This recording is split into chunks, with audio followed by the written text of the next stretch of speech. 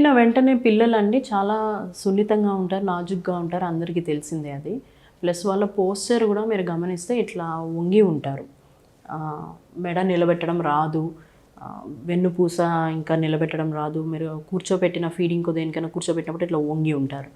ఇవన్నీ సరిచేయాలి అన్నట్టుగా ఆలోచన చాలామంది పెద్దవాళ్ళకు ఉంది. అవి తప్పు ఆలోచనలండి.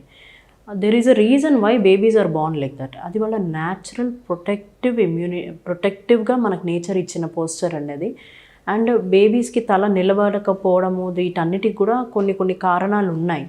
ఆ టైంలో వాళ్ళు దాన్ని బలహీనంగా ఉన్నారు అన్న దానికంటే న్యాచురల్గా నేచర్ వాళ్ళకి ఇచ్చిన posture for some other purpose. Feeding ఇచ్చేటప్పుడు వెన్నుపూస అంత గట్టిగా ఉండడం, మెడ గట్టిగా ఉంటే ఫీడింగ్ ఇవ్వడం చాలా ఇబ్బంది అవుతుంది.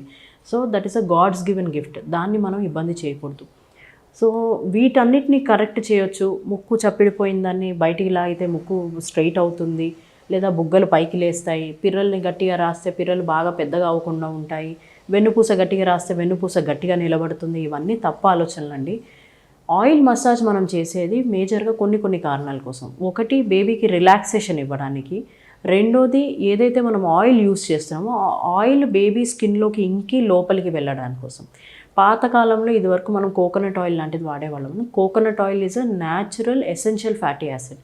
అంటే మన బాడీకి ఎదుగుదలకి, తల ఎదుగుదలకి అండ్ స్కిన్ టెక్స్చర్ మెయింటైన్ అవ్వడానికి, హెయిర్ క్వాలిటీ మెయింటైన్ అవ్వడానికి కొబ్బరి నూనె అన్నది చాలా మంచి నూనె.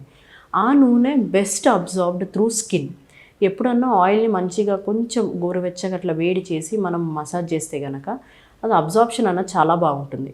సో ఆ అబ్జార్ప్షన్ అయిన ఆయిల్ బేబీకి ఇంటర్నల్గా స్ట్రెంగ్త్ ఇస్తుందన్నది తప్పితే మీరు మసాజ్ చేసినందుకు, గట్టిగా రాసినందుకు కండరాలు గట్టి పడవు, ఏ రకంగానూ అవ్వు. కండరాలు గట్టి పడేది బేబీ మూవ్మెంట్స్ చేసినప్పుడే కండరాలు గట్టి పడతాయి. బేబీ మెడ నిలబెట్టాలన్నప్పుడు బేబీయే మెడ నిలబెట్టే ప్రయత్నం చేస్తూ ఉంటుంది. ఫీడింగ్ అప్పుడు మనకు అర్థమైపోతుంది.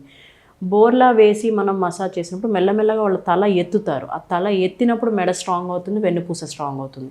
కూర్చోవడానికి ప్రయత్నిస్తున్నప్పుడు వాళ్ళ వెన్నుపూస స్ట్రాంగ్ అవుతుంది. సో ఈ మసాజ్ చేయడం మూలన పిల్లలు గట్టి పడతారన్నది కంప్లీట్లీ రాంగ్ ఐడియా. మసాజ్ చేసేటప్పుడు పిల్లలకి నిద్ర వచ్చేటట్టు, రిలాక్సేషన్ వచ్చేటట్టు, ఏడ్చే పిల్లలు ఆగేటట్టు మసాజ్ చేయాలి. అలా చేయగలిగితే మసాజ్ చేయండి, లేకపోతే చేయకూడదు. మేము కొన్ని కేసెస్ చూసాము వేరే గట్టిగా తల మీద మసాజ్ చేయడం, గట్టిగా రుద్దడం వలన ఈ కింద భాగాల్లో బ్లడ్ చేరడం. ఆ బ్లడ్ కొంత మేరలో చేరితే పర్వాలేదండి, దానంతలో అది తగ్గిపోతుంది. కానీ మేము అడ్మిట్ చేసిన ఐసీపీసెస్లో పెద్ద బ్లీడ్స్ అయినప్పుడు పిల్లలు ఫిట్స్తో కూడా ప్రెజెంట్ అవుతారు. అండ్ అది ఒక్కొక్కసారి పర్మనెంట్ ప్రాబ్లమ్స్ కూడా అవుతున్నాయి.